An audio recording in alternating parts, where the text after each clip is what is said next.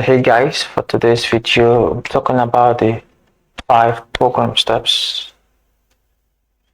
So the 5 program steps are initialization step.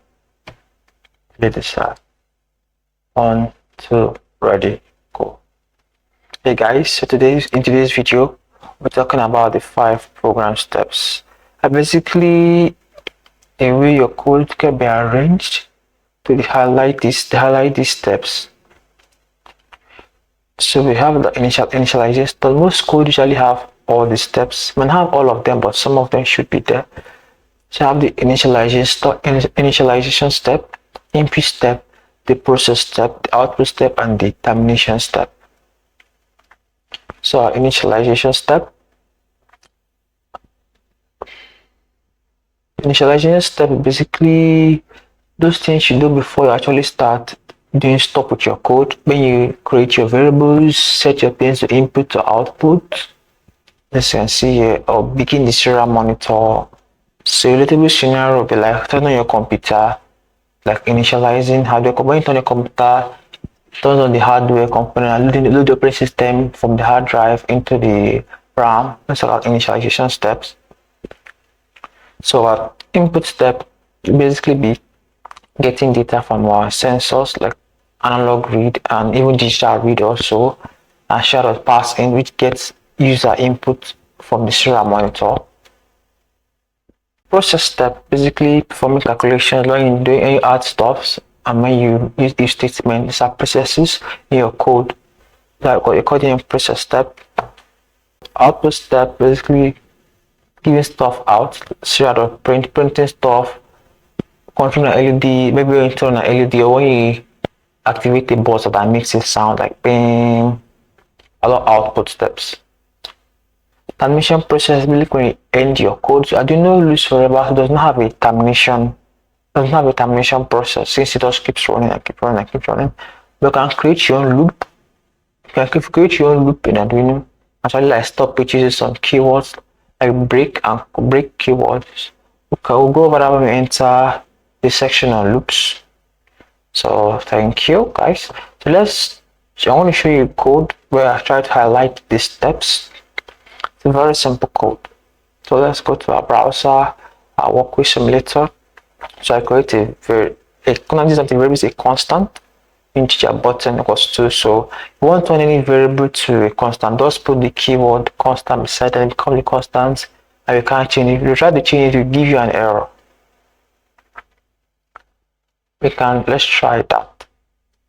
If I do button equals 3, now I'm trying to change the variable, I'll get an error.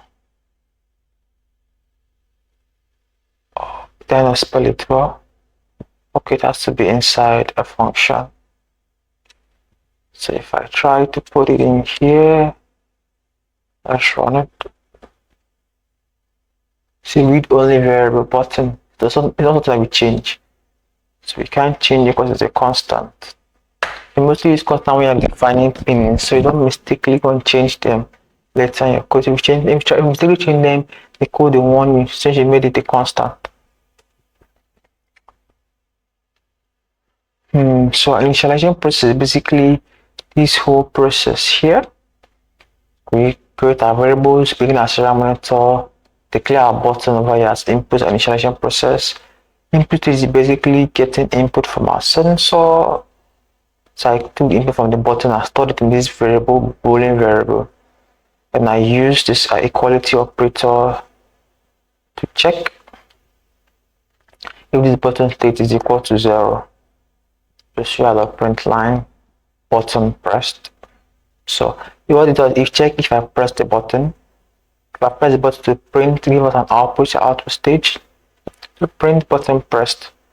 So remember when I talked about input below. So the pin is this pin 2 will not be default high, which is 1. But I connected this button to ground. So when I press the button, it sends 0 volt, so to be 0. When I press the button, 0 volt goes into the pin 2 to be 0. And when I press the button, you get a 0. If I connect this to 5 volt, and when I press the button, we'll get 1. But since the button is already at 1, I want to know when the button is pressed, so I make sure that it is giving me different value when it's pressed, so I can tell. If you're giving me 1 also, and by default already 1, how do I know when it's pressed? Because it's always going to be 1. So if I put it in a state where it's going to give me 0 when it's pressed, by connecting to ground and connecting this other end to 2. So when I press the button, it connects these two parts together internally.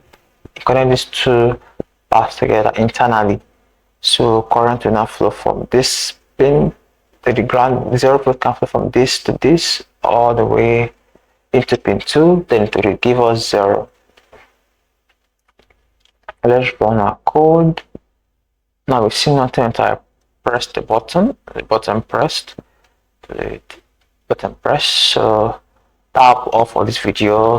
Thank you guys, see you in my next video.